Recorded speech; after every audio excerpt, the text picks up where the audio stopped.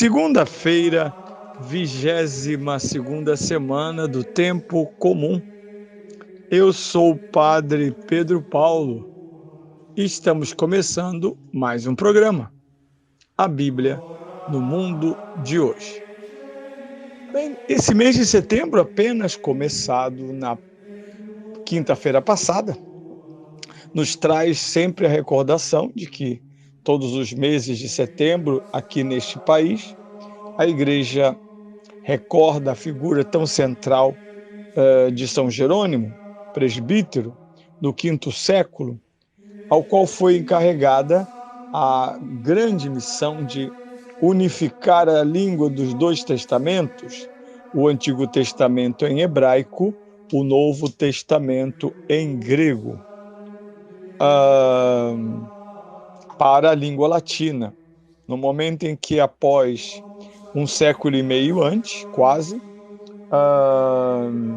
o imperador Constantino e sua mãe Santa Helena unificaram o Império Romano através do cristianismo, a religião oficial do Império Romano.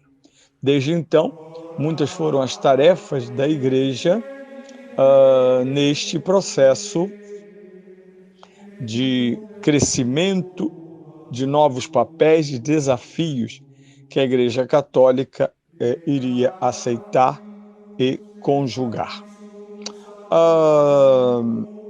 Por isso, mês inteiro, este ano, falaremos nas várias situações em que for possível, sobre o livro de Josué. Vai ser o tema deste ano.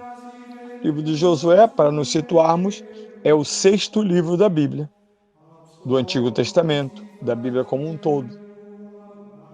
Corresponde analogicamente aos Atos dos Apóstolos do Antigo Testamento, sendo que os Atos dos Apóstolos é um único livro. E o livro de Josué abre uma série de 16 livros, que vão terminar lá com os livros de Macabeus, na longa história de Israel retornando à terra prometida, terra que fora dos patriarcas. Por isso teremos nas paróquias ocasião de falar deste livro, de colocar todas essas questões. Mas hoje, nessa segunda-feira, ao invés de voltarmos ao Evangelho do domingo, o Evangelho de São Lucas, que nós ouvimos no domingo, São Lucas, capítulo 14, 1 e 7 a 14, nós vamos explorar, sem dúvida nenhuma, a memória que celebramos, talvez muito discretamente, no sábado, dia 3, São Gregório Magno, Papa e Doutor da Igreja. São Gregório nasceu em Roma por volta de 540. Tendo tomado a carreira política, chegou a ser nomeado prefeito de Roma. Abraçou depois a vida monástica, foi ordenado diácono e desempenhou o cargo de legado pontifício em Constantinopla. No dia 3 de setembro do ano de 590, foi elevado à cátedra de Pedro, cargo que exerceu como verdadeiro bom pastor no governo da Igreja, no cuidado dos pobres, na propagação e consolidação da fé. Escreveu muitas obras de moral e teologia e vem a falecer no dia 12 de março de 604. Portanto, um santo na passagem do 6º para o 7º século cristão. Ouçamos a homilia de São Gregório Magno sobre o livro de Ezequiel. Por amor de Cristo, me consagro totalmente à sua palavra. Filho do homem, eu te coloquei como sentinela da casa de Israel. Ezequiel 3:16. É de se notar que o Senhor chama de sentinela aquele a quem envia pregar. A sentinela, de fato, está sempre no alto para enxergar de longe quem vem. E quem quer que seja a sentinela do povo, deve manter-se no alto por sua vida, para ser útil por sua providência. Como é duro para mim isto que digo, ao falar, firo-me a mim mesmo, pois minha língua não mantém, como seria justo, a pregação, e, mesmo que eu consiga mantê-la, a vida não concorda com a língua. Eu não nego ser culpado, conheço minha inércia e negligência. Talvez haja diante do juiz bondoso um pedido de perdão no reconhecimento da culpa. Na verdade, quando no mosteiro podia não só reter a língua das palavras ociosas, mas quase continuamente manter o espírito atento à oração. Mas depois que pus aos ombros do coração o cargo pastoral, meu espírito não consegue recolher-se sempre, porque está dividido entre muitas coisas. Sou obrigado a decidir ora questões das igrejas, ora dos mosteiros, com frequência ponderar a vida e as ações de outrem, ora auxiliar em certos negócios dos cidadãos, ora gemer sob as espadas dos bárbaros invasores e temer os lobos que rondam o rebanho sob minha guarda. Por vezes, devo encarregar-me da administração para que não venha a faltar o necessário aos submetidos à disciplina da regra. Às vezes, devo tolerar com a igualdade de ânimo certos ladrões, ora opor-me a eles pelo desejo de conservar a caridade. Estando assim dispersa e dilaceradamente, quando voltará a recolher-se todo na pregação e não se afastar do ministério da proclamação da palavra?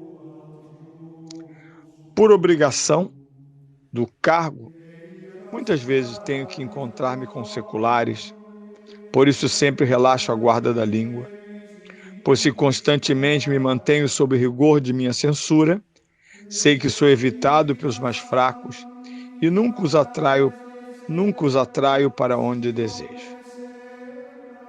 Por essa razão, muitas vezes tenho que ouvi-los para pacientemente em questões ociosas, mas sendo eu mesmo fraco, arrastado aos poucos pelas palavras vãs, começo a dizer sem dificuldade aquilo que a princípio tinha ouvido com má vontade. E ali onde me aborrecia cair, agrada-me permanecer. Que espécie de sentinela sou eu, que não estou de pé no monte da ação, mas ainda deitado no vale da fraqueza? Poderoso é, porém, o Criador e Redentor do gênero humano, para conceder-me a mim, indigno, a elevação da vida e eficácia da palavra. Por seu amor, me consagro totalmente à sua palavra. Uma homilia que mais parece uma autobiografia, na medida em que, partindo do versículo do profeta Ezequiel, com que ele inicia a sua pregação, Ezequiel 3,16, filho do homem, eu te coloquei como sentinela da casa de Israel. É óbvio que ele se vê dentro deste papel como Papa. E é tão interessante, enquanto as biografias profanas, os homens estão sempre por cima, as figuras são sempre tão importantes, tudo parece correr às maravilhas. Assim como nos evangelhos, a biografia de um santo insiste nas próprias fraquezas. Não são fraquezas desejadas, são fraquezas reais, para que ao mesmo tempo quem os escuta e vê perceba a grandeza de Deus. Ele que era um homem de mundo, um homem da política romana, torna-se um homem de Deus e depois um homem da igreja, já que se torna Papa.